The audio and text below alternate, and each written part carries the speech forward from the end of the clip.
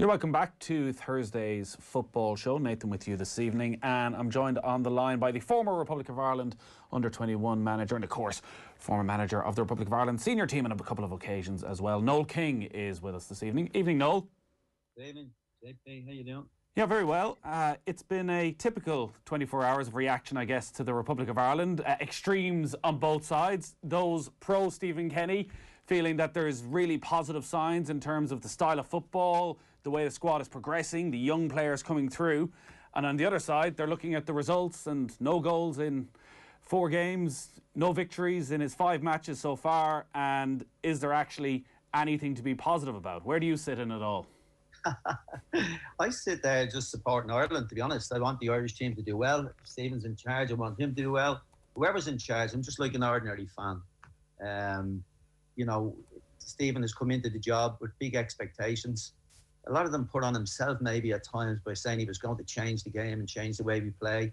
And he's gone about that. He's been true to his word. And I would love nothing better than him to be able to outplay teams. But at the moment, it's very, very difficult for him. You've just said it, no goals, no wins, and it makes for a precious situation and makes for difficult times for him. That expectation that he put on himself, and you're right, like Stephen Kenny has done many interviews when he was in charge of Dundalk and he was analysing Ireland games, that he felt that we had the players, that this talk that was often there of we don't have the players to play a certain way was simply untrue, and that we needed to rethink how we looked at Irish football. Have you seen signs over these 4 or 5 games that actually what he believes these players can do, he's actually been able to achieve? It's too early to say something like that, but it's not like it's a new invention the way he's trying to play. To be fair to the FAI, it's going back to 2008, I think it was, when they brought Wim Koeverman from Holland to try and restructure the underage, and they followed it up with another Dutch man coming in, the Ruud Doctor, and they've given something like 8 to 10 years where the young players and the underage players are playing the typical continental possession game, and this is happening. This is not something new. We've all played it. During my time in Rovers as coach, as manager, we would have all played possession football and passed teams to death going through it. The problem is when you come and you play at the senior international level and you go and play against the top teams in the world, it's very, very difficult to outplay them. Virtually impossible, I'd say. At the moment, we're not playing in the top seeded. We're playing well down in the rankings, and you would have felt we could probably do a little bit better than we currently are doing. And I think that's a fair comment. I don't think that's picking a side.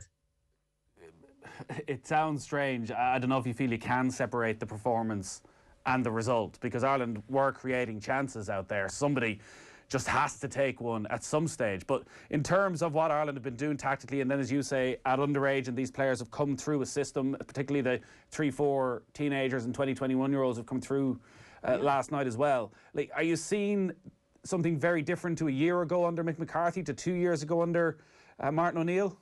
Yeah, the amazing thing, if you look about it and you're thinking about a body like FAI Association restructured in its systems and its way of playing, and then you bring, say, 8 years of work, and then you look at the senior team and you see the senior team has Martin O'Neill playing a more direct game because he understands, Mick McCarthy playing a more direct game because he understands that they'll probably get a better result out of it coming the way they play.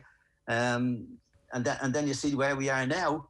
And it is a change from the international team, but it's not a change. And these players are very capable of playing systems. They're very capable of adapting. I think in not the last game, but the game before that, we had a squad with 15 players linked to Premier League teams. It doesn't mean they're automatically great players by that, but it does mean they should be adaptable and can play this system. It's not a new system. It's just a way of playing with the ball, and we need to be doing it better. Why weren't they doing it better then over the last couple of games? What were the issues? Are you talking about the COVID issues? Are you talking about everything we say over the last week in the 3 matches, we need to remember that like Stephen Kenny probably went into last night's game without a dozen players between a mixture of injuries and COVID issues, and listen, it did overshadow everything. But in terms of the performance, maybe last night in particular, as to a style of play that didn't fully come off then, what could have changed? What could have they have done Yeah, differently that would have I think it resulted? started off initially with the lads keeping the ball and being encouraged to keep the ball, which is fine, and that's an excellent way of playing.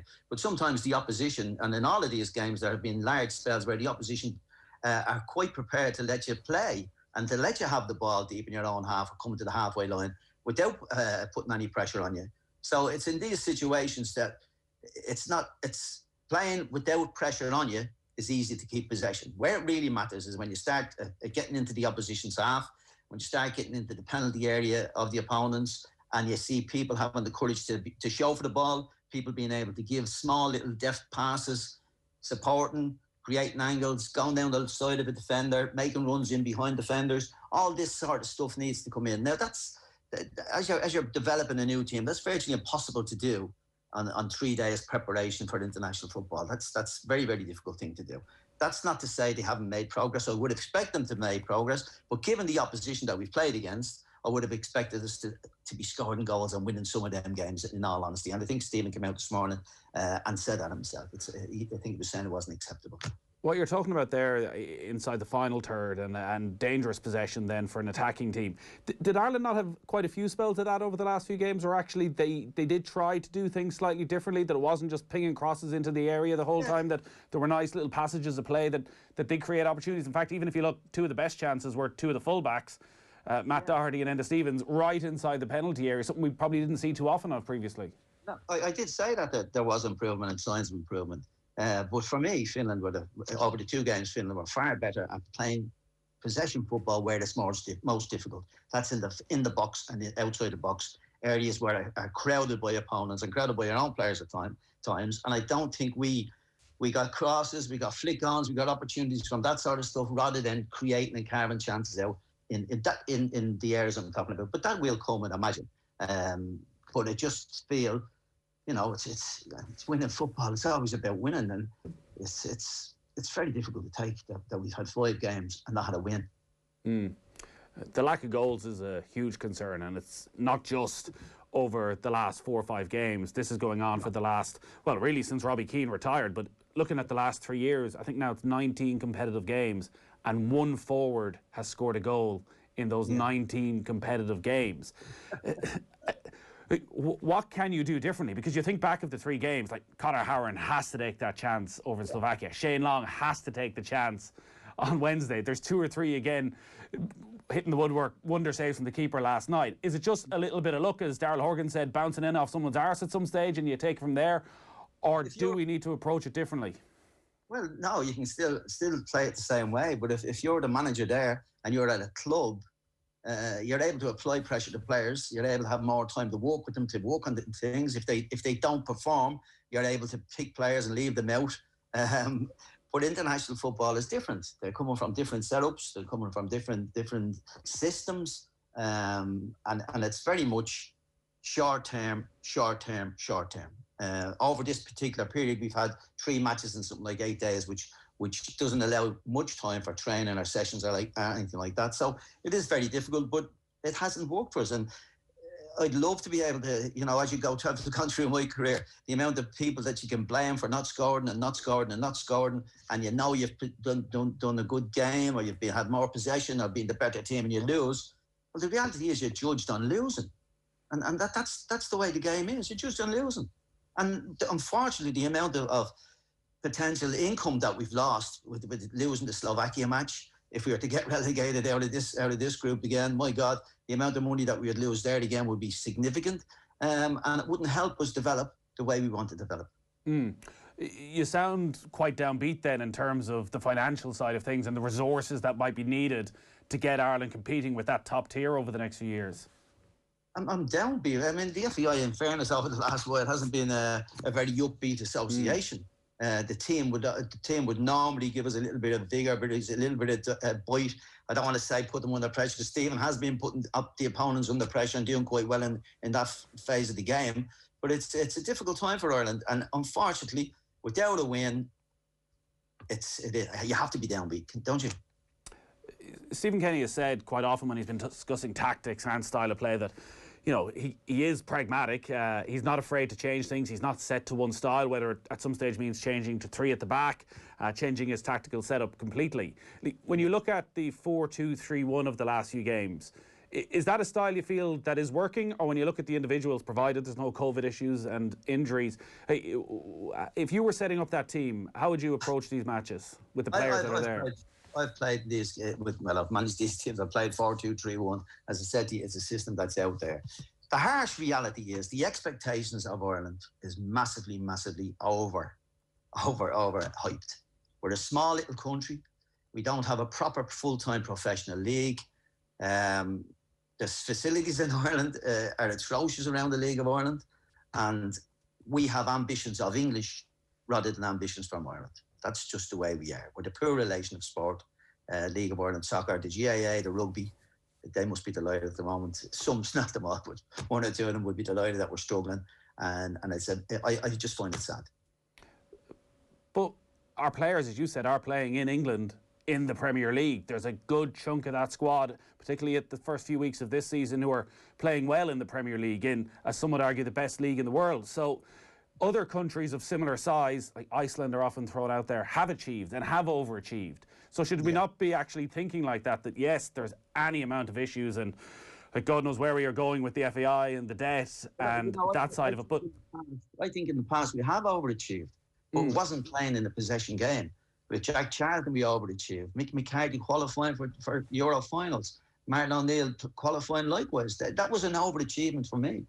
Is qualifying for the Euros overachieving? Like 24 teams out of 48, essentially? Well, are we going to do it this time? Well, obviously we're not now, but that's why I'm wondering that when we're talking about Stephen Kenny, like Mick McCarthy was the one who had the team for that qualifying campaign and didn't finish in the top 2. He wasn't allowed to finish the job. But the playoff wasn't as a result of anything Mick McCarthy had done. It was a convoluted system of Nations League games that no matter what happened, we were going to end up in it. It doesn't make any difference. You're given a job. No one cares. Well, personally, I don't. All I want to see is Ireland qualifying for the finals. That's all. And I think that's the vast majority of people. If they can get there and play a beautiful style of possession football, a dynamic game with great individuals who can score goals, which you have to be able to score goals, obviously, that would make it better. But at the moment, we're being let down by bad finishing, and that's who takes the brunt for that? Well, the manager is, and that's always going to be the case, I guess, in professional football. I just wonder, though, are people ready for a change? And your sense from talking to people around the country of what they want from the national team, because for the last decade it has been moments. It has been Robbie Brady and Lille, Shane Long against Germany, sort of smash and grab, stealing a win here and there, doing just about enough to qualify. And going to the Aviva Stadium for matches hasn't been... In the last minute. Shane Duffy equalised exactly. That's a similar thing. But that actually, people want a more entertaining brand of football. They want to go to Lansdowne Road and watch a team who aren't giving up possession to the opposition, who do get on the ball, who do create chances, and obviously you want the wins, but that they do want something slightly different than what's gone before, probably since Trapattoni has come in. They want a more exciting brand of football. Maybe you talk about Trapattoni, he gave up on him. He started to play the long ball himself because he felt that we didn't have the players capable of playing that. Now, that's from a man who understands football. He's been hugely successful in international football, club football, and his verdict was, good luck to you, Martin O'Neill. I hope you can do better, but you haven't a chance. I think he said something like that. And that's probably the reality of where we are. And you look at your smaller countries, Iceland do fantastically well. Cyprus are always difficult. Ireland, I would say, are in that category that we always get decent results and do well without ever having real ambitions of winning a European Championship. But surely we're past that we don't have the players, no. Like, you've taken charge, what is it? It's probably 7-8 years ago now since you had those couple of games in charge of the team. When you spent time with that group of players on the training ground, like, were they not technically very strong players? Sorry, go on. Were they not technically good players who could play a possession style of football, create chances and score goals at the end of that? Well, at the moment, it's a phase, isn't it, where he's getting them to believe that he can pass out, don't have to kick the ball away, just try and play out, even when you're under pressure. And this is the real tests. When you are under pressure, can you receive the ball? Not only can you receive it, I want to receive, but can you use it? And can you use it cleverly? And that's the mark of being successful. But finishing is part and parcel of that. And it's how you create them chances. And you've said you've gone to various different players throughout the team, and that one of them has been able to convert that. I don't know why. I'm sure Stephen doesn't know why, but I know that if he was at a club, he'd probably be working on finishing, intricate build-up, that sort of stuff to try and improve the situation. You obviously have seen both sides of this, and very involved in the underage system for so long, and the type of football that you're trying when you have under 15, under 16, under 21 squads, and what you're trying to teach them, to the sheer pressure that comes with the senior gig. And you learned that the harsh way when you're thrown in against Germany as a caretaker manager. You lose, and the criticism is insane, and it's very, very intense. So there is a big difference. But in terms of the trying to progress while being senior team manager, like, does Stephen Kenny now, next month, when there's 2 more Nations League games and a friendly thrown in there, and they're maybe the final time he gets the players ahead of World Cup qualifiers, does he just need to stop thinking about performance, and is it just all about results? But it's always about results. It's always about results. He's not going to be judged on chances created or missed. He's going to be judged on, can he get us to the finals of nations? Could he win the group? Can he get us out of that? No. Could he win the Slovakia match? No. So the next thing is, people will, and this is the way it works, people in the association will understand that to qualify for the World Cup would be worth a fortune to them, absolute fortune. And then they're able to develop the game in the way they want to. But if we're not looking like we're going to qualify, if our seeding goes down, and I believe we're just, at the moment, we're in 20th position in seeds, according to extra.ie, that's where we are. And if we lose the next 2 games, quite possibly we could be a 3rd seed. And with only 1 team winning each group and two runners up in the whole of the groupings, it's going to be hugely difficult for Stephen to get through. Yeah, it is. It's such a huge task to qualify for a World Cup in comparison to a European Championship, where it is that little bit more straightforward. Just in terms of where Irish football is going at the moment, then, over the next few years, like, Stephen Kenny doesn't just have a role, it seems, as senior team manager. He's an influence on everything that's coming underneath. When you think back to your 21's time in charge, do you wish you had that system where there was a more straightforward connection with the senior team managers, with Trapattoni or Martin O'Neill, or do you feel you had that? Like, did they have the interest they should have had in the underage system? They always had. They've taken. If you go back through the time, they would have taken players from me. Just not as many as Stephen has taken in this particular instance, but they would have taken players from me on a regular basis. 2 or 3 players come in, goalkeeper just come in and sit in the bench. But that's the job of the 21s. The best job in the country is the one Stephen has. It's the number one. It's the most important, and it's the one that he's had a magnificent chance to get, and I would hope that he would succeed in it, but it's going to be very, very difficult, because if he doesn't get a 2nd seed in the World Cup, the people who employ him will be looking and saying, is this the man that can take us to the finals of the World Cup?